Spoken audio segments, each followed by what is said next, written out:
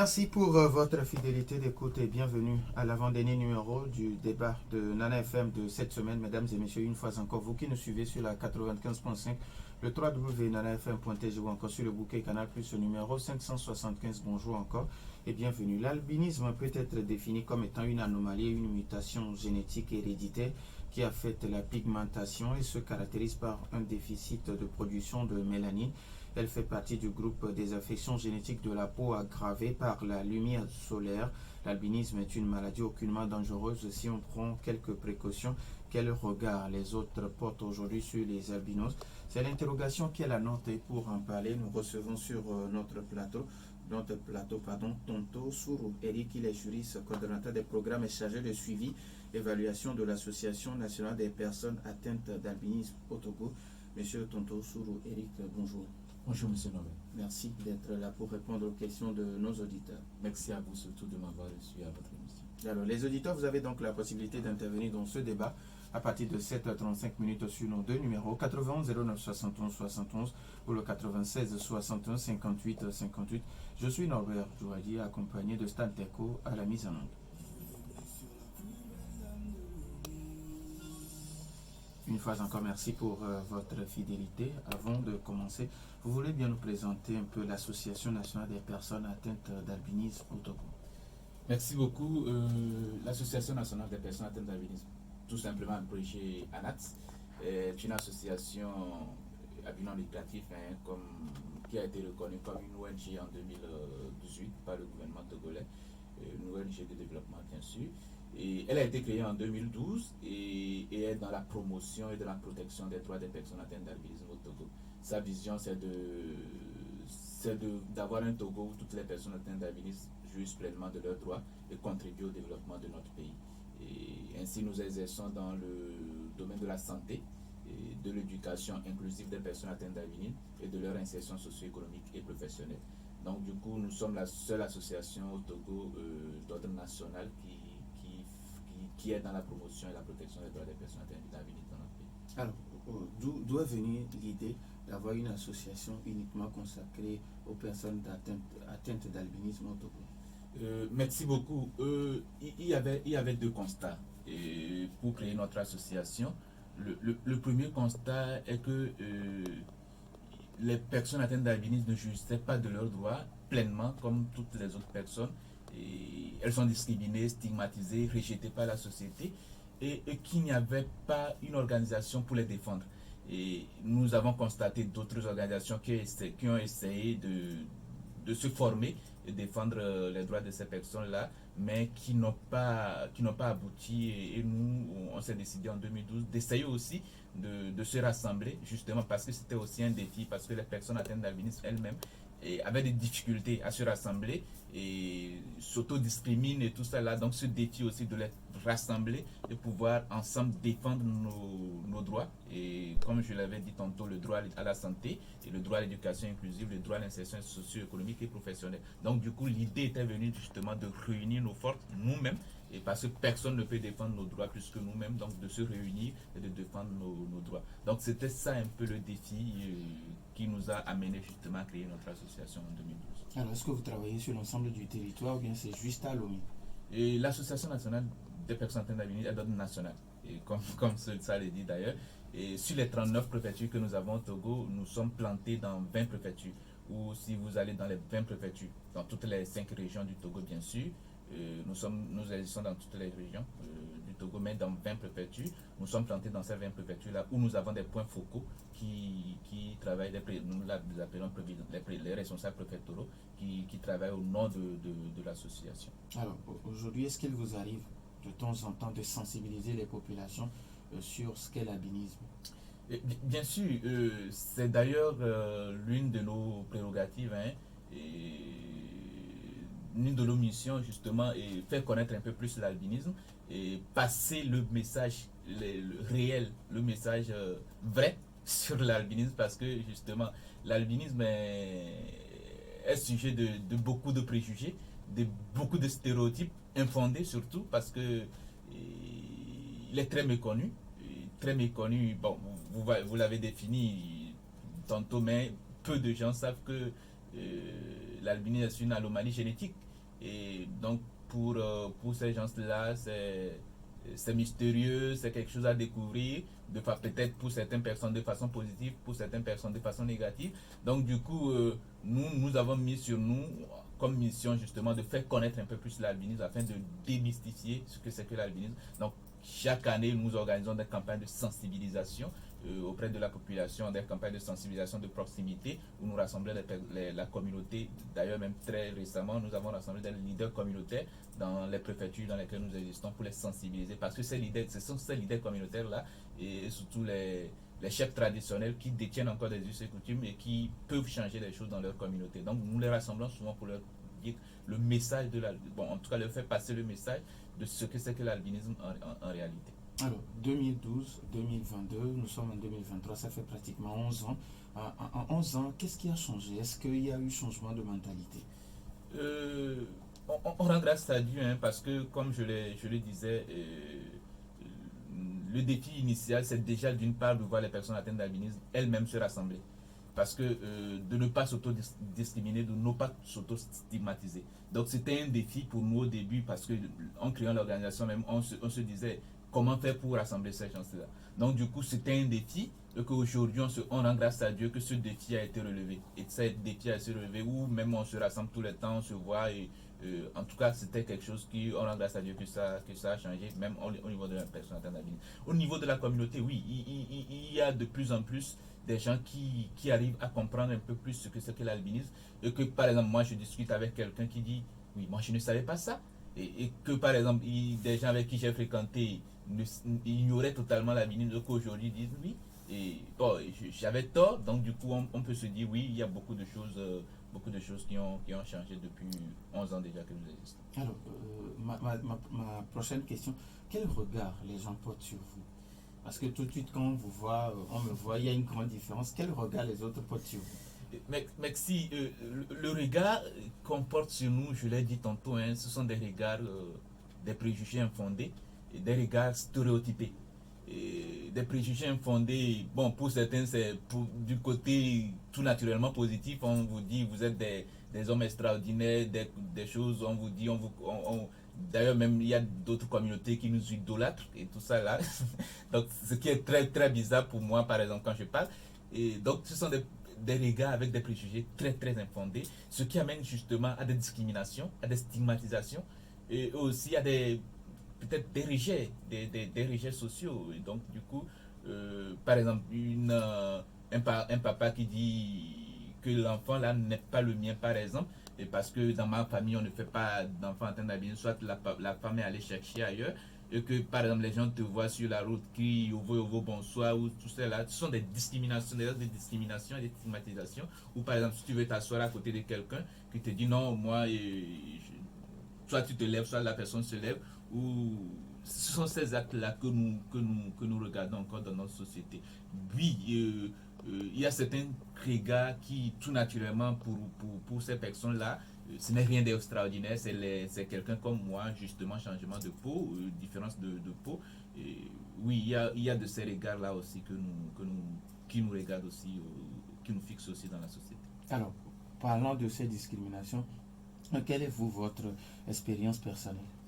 Oui, et j'ai beaucoup d'expérience, mais je raconte souvent une histoire où, par exemple, depuis la classe de première, de cours primaire, par exemple, mes cours primaires, j'ai eu difficilement, comment on appelle, la force de m'insérer dans cette école où je fréquentais, où les camarades se moquaient de moi et tout ça là.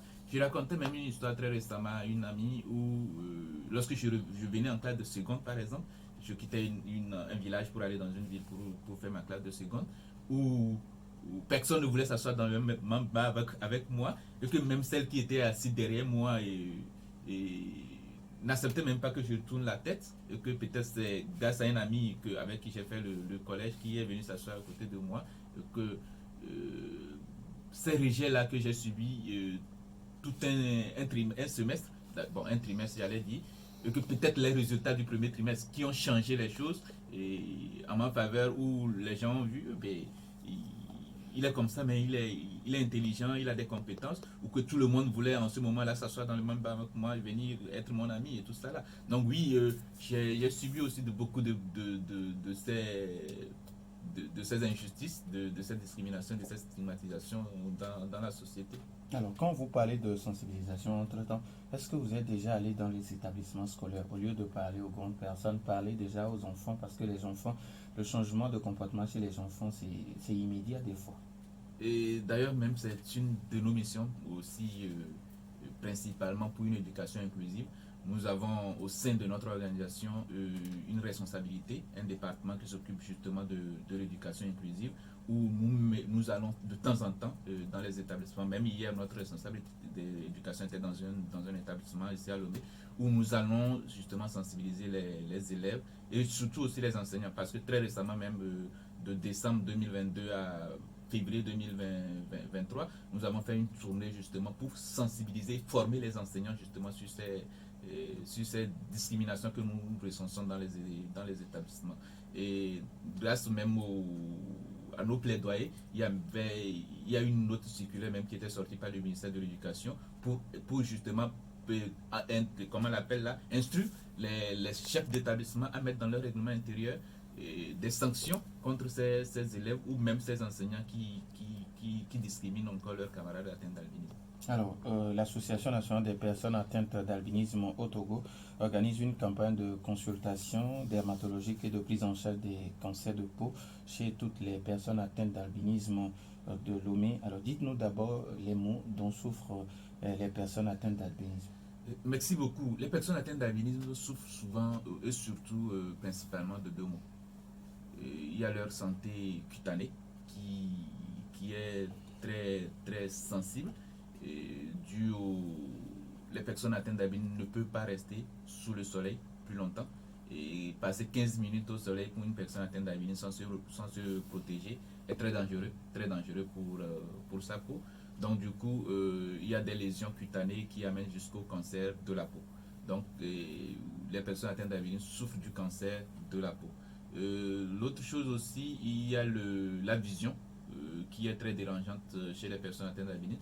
Et contrairement à ce que les gens pensent, les personnes atteintes d'albinisme, les gens pensent justement que les personnes atteintes d'albinisme ne voient pas, alors que c'est faux, les personnes atteintes d'albinisme ne voient pas bien. Il y a une différence. Donc du coup, cette manque de mélanine qui donne la coloration noire à la peau et aux yeux, c'est elle qui protège contre les rayons solaires. Et c'est elle qui protège même nos iris contre le soleil. Donc les personnes atteintes d'albinisme ne disposant pas de cette mélanine-là ne sont pas protégées de leur peau contre le soleil, les rayons solaires, et de leurs yeux aussi. Donc du coup, l'acuité visuelle qui est très basse et dont ils souffrent de troubles de vision, et aussi la peau qui s'expose au soleil se dégrade et amène jusqu'au cancer de la peau. Donc ce sont ces deux mots, la vision et la santé cutanée. Alors, rappelez-nous ce qui sera fait en faveur de ces personnes-là durant ces 3 jours. Et après, on va donner la possibilité maintenant à nos auditeurs qui peuvent intervenir dans ce débat sur nos deux numéros 91 09 71 71 ou le 96 61 58 58. Merci beaucoup. De lundi, je crois lundi 24 au mercredi 26, nous serons à Lomé. Le lundi, mardi, nous serons au centre de dermatologie de Gonsimé à Gonsimé justement pour des consultations dermatologiques gratuites aux personnes atteintes d'albinisme. Ces consultations, le mercredi, nous serons au CMS de Zanguera. Ces consultations consisteront à faire une prise en charge dermatologique des personnes atteintes d'albinisme au Togo. C'est-à-dire les diagnostiquer, les consulter, les palper et voir s'il n'y a pas des lésions précancéreuses qu'il faut traiter par la cryothérapie par exemple. Et c'est-à-dire tuer ces lésions, ces dermatoses-là par la cryothérapie, ou même pour certaines lésions qui sont déjà très avancées, et aller même au bloc et les opérer pour ça. Donc, soit l'opération, les cryothérapies, les traitements sont totalement gratuits, ou même jusqu'au bloc. Il y a des lésions à opérer, c'est totalement gratuit. Donc aussi nous allons distribuer des kits de protection solaire comme comment on appelle, les crèmes solaires pour se protéger contre la peau. Donc au cours de ces 3 jours ici à Lomé, et ce sont les actions que nous allons mener. Mais il faut souligner que ces actions ne s'arrêtent pas à Lomé, parce que c'est une campagne d'ordre national où nous allons circuler plus de 17 villes. Donc nous allons commencer à Lomé. Après, jeudi, le mercredi, on est ici. De lundi à mercredi, on est ici à Lomé. Le jeudi, on serait à Neho. Le vendredi, on serait à Tabigbo. Le 2 mai, on serait à Thiévier. Bon, en tout cas, on va circuler toute l'étendue du territoire pour ces campagnes-là. 91 09 71 71 ou le 96 61 58 58. Nos auditeurs ont maintenant la possibilité sur nos deux numéros d'intervenir dans ce débat, mais après la pause. 91 09 71 71 ou le 96 61 58 58. Nous avons un premier auditeur en ligne. Nana FM, allô? Oui, Papa Sibiti, bonjour. Hier, vous ne m'avez pas entendu, alors qu'il y avait un sujet pas d'inondation. Bonjour, mon président. Bonjour, monsieur. Vous avez une exception. Les inondations. Pardon, je reviens pour mon titre et président. Vous voyez, il y a des jeunes, monsieur Lambert, que Dieu vous protège pour les inondations. Il y a des zones qu'on peut rattraper. Par exemple, notre zone, notre bassin, on ne peut pas, vous ne pouvez pas le voir. C'est ce que je dis, je vais demander au président de la République, au ministre de Québec, qui est marié, maman m'attend à la voix, à crier. Papa, tu me dis, il y a plus de 10 ans que vous criez. Est-ce que les gens sont venus vous voir? Non, depuis le titre, il y a des gens, on vient voir, il ne faut pas vous voir. Les techniciens, c'est eux qui nous ont dit qui créent des problèmes dans certaines zones. Ils vous mettent le matin, vous dites que ça ne va pas. Allô? Oui, papa, est-ce que vous avez suivi le journal ce matin chez nous? J'ai suivi. Parce que nous avons reçu un responsable de l'ANPC qui a expliqué un peu la situation. Pardon, laisse-moi, pardon, je t'en prie, je suis à genoux, pardon. Vous voyez, on peut le faire. C'est nous quand on prend entre moi et avec eux. Dès qu'il y a une bonne, ça descend. On peut s'occuper de nous. Et voilà, le président, nous le prions. Il en a fait, il a qu'à le faire. Merci. Deuxièmement, les CGM là, il ne faut pas qu'ils nous appellent à des surtout même. Merci beaucoup à Papa Sibiti. 91 09 71 71 ou le 96 61 58 58. Nous auditons maintenant la possibilité sur nos deux numéros pour participer à ce débat où nous débattons des regards que les autres ont sur les personnes atteintes d'albinisme. Alors, avant que d'autres auditeurs n'appellent, vous parliez des sites. Alors, quels sont les sites sur lesquels il y aura ces activités à l'endroit de ces personnes atteintes d'albinisme? Nous avons d'abord un autre auditeur en ligne. Nana FM, allô? Allô? Allô? Alors, oui, allez-y. Sur quel site les gens peuvent venir se faire consulter? Merci beaucoup. Comme je le disais, le lundi 24 et le mardi 25 avril, on serait au centre de dermatologie de Gonsimé, qui est juste à côté du terrain à Gaza, à Gonsimé. Et le mercredi 26, nous serons au CMS de Sanguera. Le jeudi, nous serons à Neho, à la polyclinique mère-enfant d'Aneho. Le vendredi, nous serions... Nous avons un auditeur. Nana FM, allô? Oui, alors bonjour. Merci Dalido Gomé, bonjour. Bonjour à votre invité. Bonjour. C'est une suggestion que moi je voudrais lui faire. Oui. Nous sommes en train de parler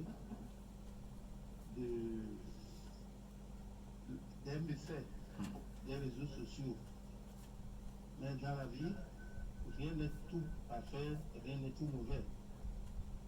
Je voudrais lui suggérer d'utiliser ces réseaux sociaux, de faire de petits sketchs, et au lieu que nous voyons des filles qui viennent trémousser leur derrière, surtout dans TikTok, de faire de ces petits sketchs et pour sensibiliser la population. Je pense qu'en passant par là, beaucoup prendront conscience que les albinos ne sont pas des extraterrestres. Merci, bonne journée. Merci. Merci beaucoup à vous. Bonne journée à vous aussi. 91 09 71 71 ou le 96 61 58 58.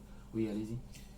Donc, du coup, je disais le jeudi 27, nous serons à la chronique ligne Mère Enfant d'Aneho. Le 28, nous serons à Tabigbo, au CHP de Tabigbo. Au CHP de Tabigbo. Donc, nous allons prendre une petite pause et nous allons revenir le 2 mai au CMS d'Agbelouvé pour les gens de la préfecture de Zion. Alors, nous avons notre auditeur. Nana FM, allô? Madame ici, bonjour.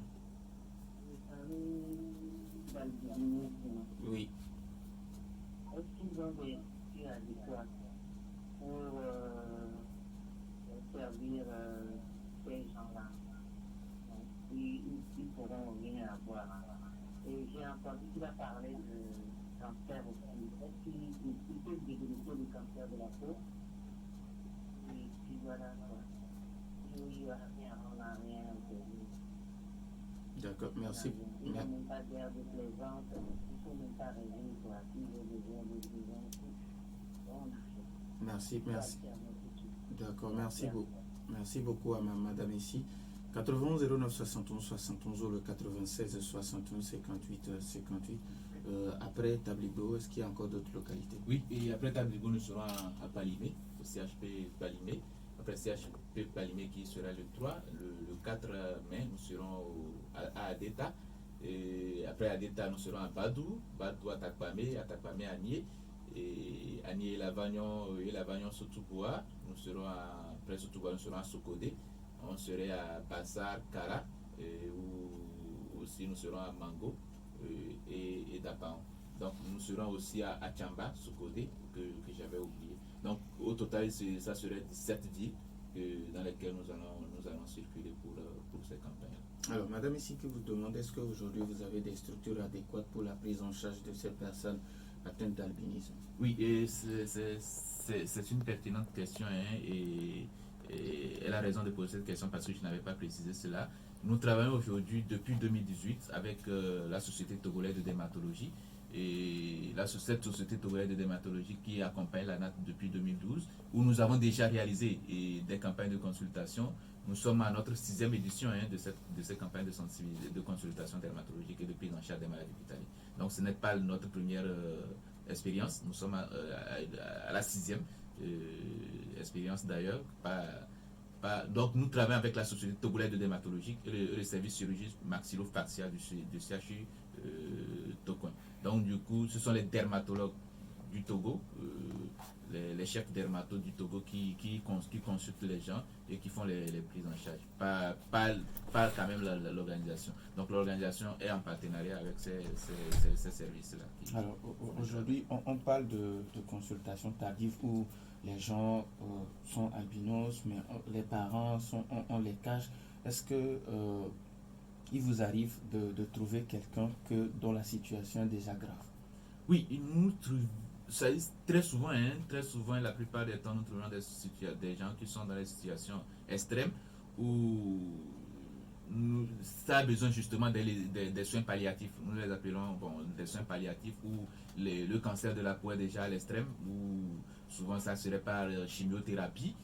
Que c'est justement nous prenons en charge ces gens-là aussi. C'est pour ça d'ailleurs que nous mettons l'action sur la prévention. C'est très important parce que quand c'est à l'étape très avancée, la prise en charge est très difficile. Donc c'est pour ça que nous sensibilisons et nous mettons l'accent sur la prévention de ces maladies-là. Se protéger contre les rayons solaires et porter toujours les habits à manches longues et des chapeaux à bord large et passer des pommades solaires avant de sortir sous le soleil et tout ça là, c'est très simple au fait. C'est très simple. Donc du coup nous mettons l'accent sur la prévention surtout. Alors, Mas Dadido Gomé qui vous suggère d'utiliser les réseaux sociaux, avoir de petits sketchs que vous mettez sur TikTok, YouTube ou Facebook pour sensibiliser les gens. Oui, c'est une belle suggestion aussi que je trouve parce que moi, je suis quelqu'un qui communique beaucoup aussi sur les réseaux sociaux. Je suis un activiste des réseaux sociaux. Et je passe beaucoup de messages sur ce que c'est que l'albinisme sur mes comptes sociaux. Et d'ailleurs sur nos pages aussi, sur Twitter ou sur Facebook, Anat Togo, ou sur mon compte personnel, nous passons quand même des messages et ces suggestions de faire des petites vidéos, je trouve ça pertinent que nous allons peut-être nous allons nous mettre là-dessus. 91 09 71 71 ou le 96 61 58 58. Les auditeurs ont toujours la possibilité de nous appeler sur ces deux numéros. Après cette campagne de sensibilisation, est-ce que quand vous trouvez quelqu'un ou après le diagnostic, on se rend compte que son cas est grave, est-ce qu'il y a un suivi qui se fait jusqu'à guérison? Merci. Je dis que il faut quand même que je précise là, les prises en charge sont d'une continuité. Même après les campagnes, si quelqu'un se signale avec des lésions, il y a une procédure pour leur prise en charge. Nous serons plus sur le terrain, mais on a des procédures pour faire venir la personne à Lomé, cas où la personne n'est pas à Lomé, pour que la personne aille voir les dermatos ou une procédure pour leur prise en charge est déjà établie.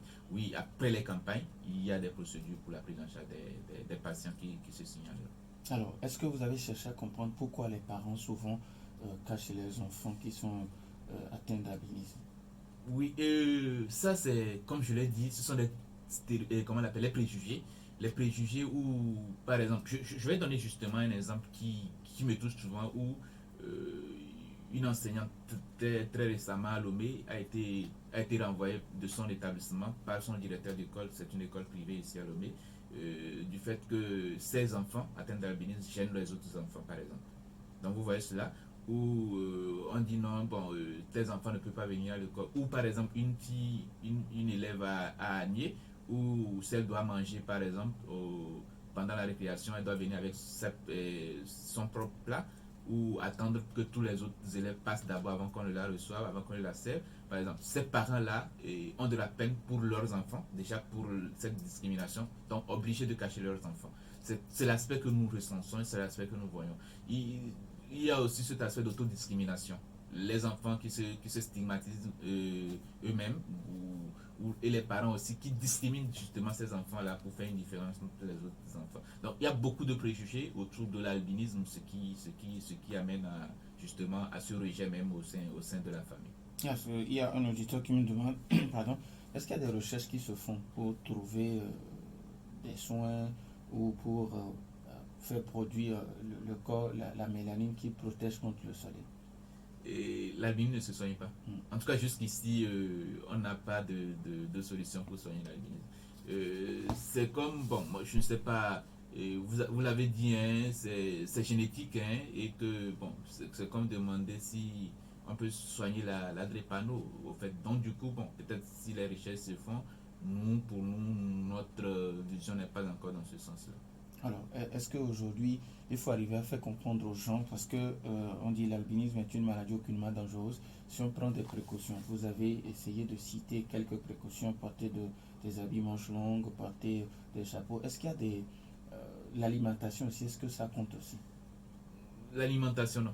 L'alimentation, non, c'est justement aussi ce que nous entendons souvent, il ne faut pas manger de sel, il ne faut pas manger de piment et tout ça là, mais tout ça là c'est faux.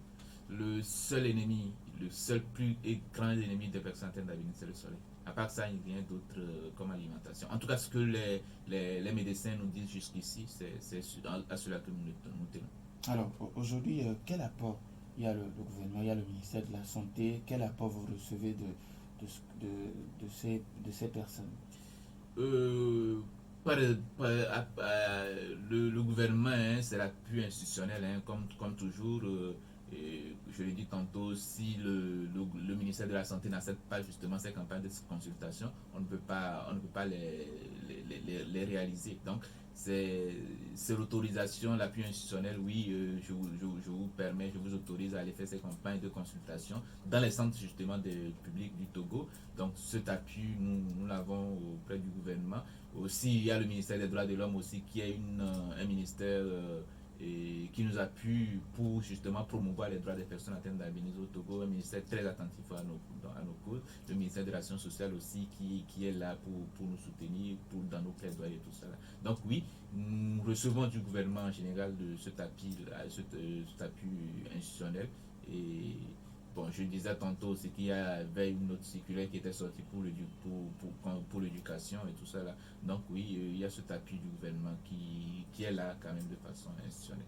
Alors, au-delà des infrastructures adéquates pour la prise en charge, il y a un autre auditoire qui nous demande est-ce que vous avez aujourd'hui les moyens de prendre en charge toutes les personnes atteintes d'albinisme dans notre pays? Merci beaucoup.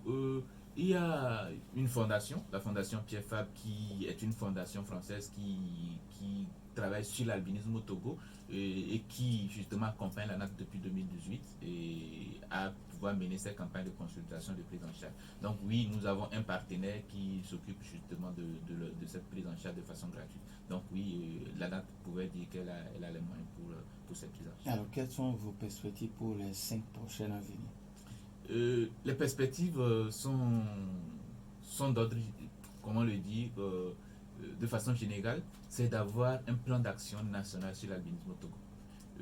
Ce plan d'action national qui serait piloté ou porté par le gouvernement parce que c'est une recommandation de l'examen périodique universel qui recommande au Togo d'avoir un plan d'action sur l'albinisme et même de l'Union africaine, de la Commission des droits de l'homme de l'Union africaine, qui aussi a recommandé aux pays africains de disposer des plans d'action sur la ligne dans leur pays. Donc, nos perspectives, notre vision très proche, c'est justement d'avoir ce plan-là porté par le gouvernement. Justement, la NAT dispose d'un plan stratégique qu'elle pilote elle-même ou qu'elle mobilise des ressources pour réaliser les programmes prévus et les activités prévues.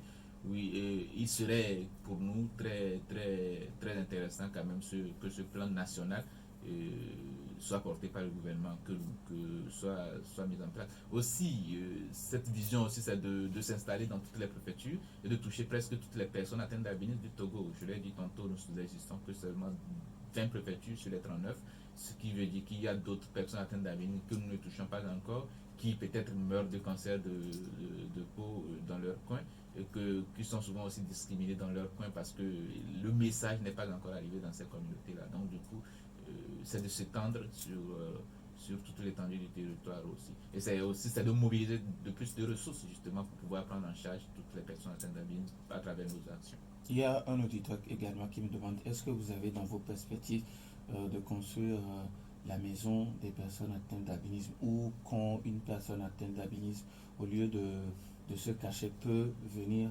trouver refuge dans cette maison? Merci beaucoup. Si cette idée est venue, c'est que je l'ai reçu très récemment aussi d'un collègue, d'un de nos représentants préfectoraux qui a fait même cette même situation. Et moi j'ai dit ce n'est pas aussi pertinent. Donc si quelqu'un aussi le suggère, il faut qu'on y réfléchisse parce que pour moi, nous parlons d'inclusion, nous parlons d'intégration sociale. De se mettre à part, de créer un centre pour pouvoir séparer les personnes atteintes d'albinisme de la communauté, pour moi, ce n'était pas une belle idée. Ce n'était pas quelque chose qui pourrait être bien reçu, en tout cas ce que moi je pensais jusqu'ici. Mais si les gens le sujet, et là j'ai compris son argumentation, c'est que si il y a des rejets que nous on pourrait mettre un peu la personne de côté pour pouvoir accompagner cette personne-là, oui, et pourquoi pas, parce que c'est possible. Il faut noter aussi que nous avons comme pour perspective aussi de prendre l'aspect de santé mentale parce que nous travaillons sur la santé dermato et la santé oculaire. Donc nous avons aussi pour perspective de prendre l'aspect de santé mentale parce que l'impact de la discrimination et de la stigmatisation sur les personnes atteintes d'albinisme est si grand que ça amène d'autres choses sur ces personnes-là. Donc du coup, si créer un centre pour les accueillir et pour les accompagner, c'est si pertinent et on va y penser. Alors le même auditeur propose que vous organisez au moins une fois par mois 2 heures de causerie où vous invitez les personnes atteintes d'albinisme et d'autres personnes. Comme ça, vous essayez d'étaler les discriminations dont vous êtes victime et comme ça, les gens pourront comprendre. Une belle proposition à laquelle ce que j'ai noté d'ailleurs, on va y réfléchir là-dessus. Alors, si vous avez un message, parce qu'il nous reste pratiquement quelques minutes, si vous avez surtout un message à l'endroit de la population, et puis lancer aussi un appel aux parents qui ont aujourd'hui leurs enfants atteints d'albinisme chez eux à la maison. Merci. Aux parents, justement, c'est de comprendre ce que c'est que l'albinisme. Il faut chercher, parce que moi, je le dis souvent, je suis une personne atteinte d'albinisme, donc mon engagement, justement, c'est dans ce domaine-là. Donc, du coup, je fais beaucoup de recherches sur ce que c'est que l'albinisme. comprendre mieux ce que c'est que l'albinisme afin que je puisse vivre avec. Donc du coup, ça me permet justement de mettre de côté les actes de discrimination, de stigmatisation que je reçois chaque jour. Parce que je sais ce que je suis, je me connais un peu mieux que les autres qui ne me connaissent pas d'ailleurs. Donc du coup, c'est aux parents d'essayer de comprendre ce que c'est que l'albinisme, d'encadrer leur enfant, c'est aux parents d'encourager leur enfant à évoluer. Et à l'endroit de la communauté aussi, c'est bon, qu'est-ce que j'ai à dire que il faut essayer de comprendre ce que c'est que l'albinisme. C'est la même chose, hein, le même message. Essayer de comprendre ce que c'est que l'albinisme parce que c'est loin de ce que nous pensons. C'est loin de ce que nous avons déjà comme connaissance sur l'albinisme. Et si nous cherchons vraiment, nous allons comprendre ce que c'est que l'albinisme. Et ça pourrait nous permettre justement de mettre de côté ces actes de discrimination et de stigmatisation dont nous faisons envers les personnes atteintes d'albinisme. Aussi, hein, pour ajouter, c'est d'appeler cette population-là de personnes atteintes d'albinisme à se rendre dans les centres de santé à Lomé, comme je l'ai dit, au centre dermato le lundi, de Gmansime le lundi et le mardi, et au CMS d'Andera le mercredi, pour se faire consulter, parce que c'est pour leur santé, et comme je l'ai dit, le cancer de la prostate tue les personnes atteintes d'albinisme. C'est la cause la plus forte de mortalité sur les personnes atteintes d'albinisme dans le monde, au fait. C'est le cancer de la peau. Donc, oui, il faut se faire soigner et nous sommes là justement pour les accompagner. Alors, pour les autres préfectures, on va y aller un peu rapidement. D'accord, comme je l'ai dit, à Ného, je l'ai déjà donné, nous serons à la polyclinique mère et enfant d'Aného. À Tabligo, nous serons au CHP de Tabligo le vendredi, à Ného le jeudi. Le 2 mai, nous serons à Belouvé, semestre à Belouvé, pour les gens de ZIO. Après, à Belouvé, le 2 mai, nous serons à Palimé, CHP de Palimé le 3. Le 4, nous serons à Deta, au CHP d'Adeta. Le 5, si je ne me trompe pas, nous serons à Badou. Nous reviendrons le 5 et le 6, nous serons à Atakwame, excusez-moi. Le 5 et le 6, nous serons à Atakwame, au CMS d'Agbounou, à Atakwame. Après Atakwame, nous serons à Badou, le 8. Et après Badou, nous allons retourner à Agné. Et Agné, après Agné, ça serait à Ilavagnon. Après Ilavagnon, nous allons revenir à Soutouboua. Après Soutouboua, ça serait Sokodé. Après Sokodé, ça serait Tchamba. Et après Samba, nous allons à Bassa. Et après Bassa, nous serons à Kara. Et après Akara, nous serons à Mango. Mango, ça serait Dapan que sur l'étape finale. Alors, est-ce que, bon, il faut l'avez précisé au début, que les consultations sont gratuites? Oui, c'est totalement gratuit. Et la prise en charge aussi? Totalement gratuit. Totalement gratuit. Et même, c'est prévu, même que ceux qui viendront de loin, par exemple, ceux qui quitteront une ville qui n'est pas dans celle cité, qui quitteront une autre ville pour aller dans une autre ville, possibilité même de payer leur déplacement pour se faire consulter. C'est totalement gratuit. Nous disons merci à Tonto Sourou Eric, juriste coordonnateur des programmes et chargé de suivi et évaluation de l'Association nationale des personnes atteintes d'albinisme au Togo. Merci également à vous pour votre fidélité d'écoute à cette émission et à Nana FM. Merci à Stan Teko pour la mise en onde. Merci également à Maïmouna Hassan derrière la caméra pour notre page YouTube. Je suis Norbert Djouvadi. Bonne suite de nos programmes.